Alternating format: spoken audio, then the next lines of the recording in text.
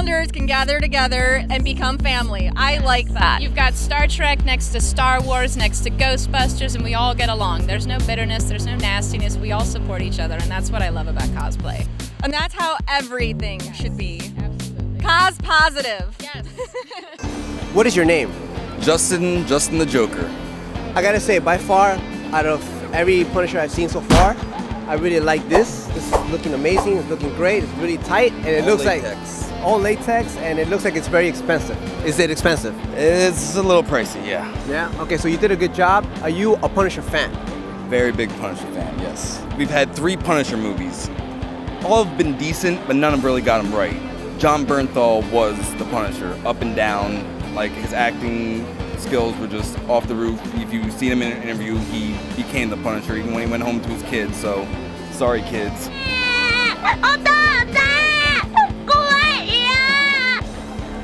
One batch, 2 batch, 3 batch, penny and a dime. Not so serious! There are a lot of Hatsune Miku songs. My favorite would have to be, it's called The Intense Singing of Hatsune Miku.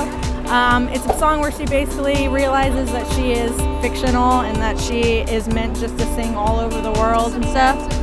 Disappearance of Hatsune Miku is another song that's in that same series where she realizes that she is just fictional and that she's meant for singing, and she realizes she's like, I don't know why I have a purpose, but in the end with Intense Singing of Hatsune Miku, she realizes that that was her purpose, to make people happy with her singing, and that's probably why it's my favorite song, because there's a lot of passion behind it.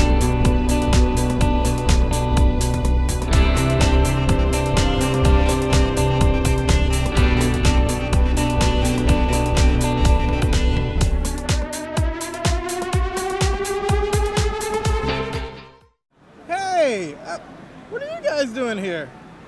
I'm Mervyn McCoy, if you didn't know already. I do art, a certain type of art, parody art, if you want to be specific.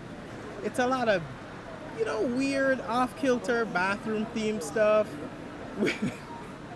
Cinderella Cosplay here at SpaceCon 2018, Day 2. And I'm here with Nicole Cosplay. Say hi! Hey, how's it going, everybody? And we're going to talk a little bit about the Infinity Wars, because we're here with Gamora. So did you like Infinity Wars? How do you feel? Up until the point when I died, yes. And it's too late for spoilers. Don't get mad at me. But no, I really did love it. I love that they just went for it. They weren't afraid to do what needed to be done for that storyline. As much as I hate it, and as heart-wrenching as that movie was, it hit me in the feels. I felt like I needed therapy afterwards. I feel like we all needed a little bit of a group therapy session. They would make you laugh, then make you cry, make you laugh, make you cry, and then at the end, you're just kind of like, not so serious! We have Solo, right? We have Rogue One, and we have Last Jedi. How would you place those in the sense of like, this is my favorite and this is my least favorite? Okay, from order of least to greatest, unfortunately I'm going to put Solo in last place. Second place, I'd put The Last Jedi. And in first place, I believe I'd put Rogue One. As for the reasons why, there's so many dynamics with those movies that happen to, each movie is individual to the watcher.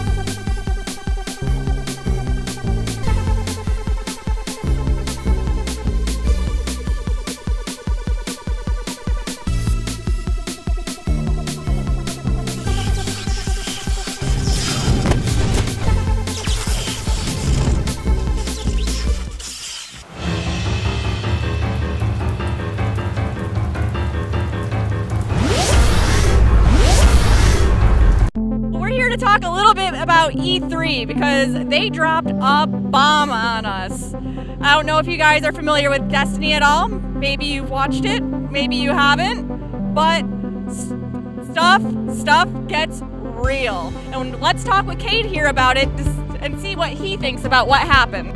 I'm dead. Yeah, it's pretty sad. Pretty sad. Spoiler alert, I die. Yeah, that's pretty much it. It's just really depressing that they would kill off such a lovable character. We are a group of people that are involved with all aspects of the entertainment business. We meet monthly, we have guest speakers, and it's a great form of networking if you are involved with the business. I'm a member of UFTA myself, we're both officers, and I'm also here besides representing UFTA, I have a book series, and that website is alliesadventures.com, it's for all age levels.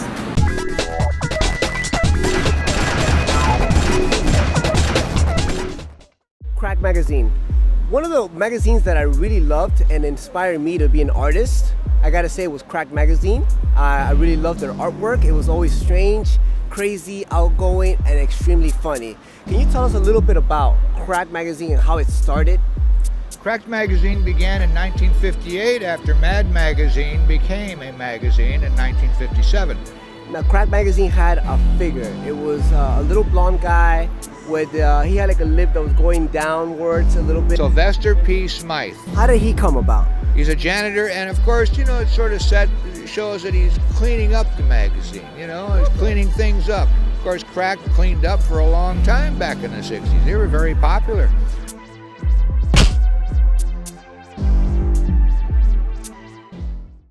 Little random fact, the Riddler was actually my favorite villain in Batman growing up. Oh, rightfully so. So this is just too awesome right now. Like, what makes everyone want to cosplay? What makes you want to cosplay? I enjoy bringing a character that I love to life for other people. And see, so we were just walking around too. We've seen a couple kids kind of freak out at him. We've seen a couple kids look at me and be in point, and those are the things that are absolutely amazing. I want to snuggle with the cloak. I do want to snuggle with It probably does like you. See, look at that, Lexi already. Ooh. Is the cloak the big spoon or the little spoon? That'd probably be the big spoon. It's a lot bigger than I am. Yeah. So what made you choose Doctor Strange? I like Doctor Strange because I've always been fascinated with magic. And simply, I was also people saying, like, you know, you should really do that because you kind of look like him a little bit. I mean, granted, I'm not as, you know, not like great as looking as Cumberbatch is, but I try to get the, you know, the beard naturally, you know, the hair, and so, you know, it's like, oh God, not another haircut. Here we go again. But it's, you know, it's like, yes, that would be awesome to do that kind of, who wouldn't? Come on, you do a portable and you're going to end up on Mount Everest at the top, just kind of one of those things right there, and step on through. I know I would. You know, why not travel the world and, you know, what's it going to cost you? Doing one of these? God forbid. A lot cheaper than gas money. Very cheap. Make sure you have your sling ring, though. Very important, because if you go in the wrong dimension, you're not coming out of there. That does not sound like a good time. Not a good I've time. seen Rick and Morty. Going into other dimensions is not fun sometimes. Yeah, not recommended. They're not professionals like I am. Keep this with the pros.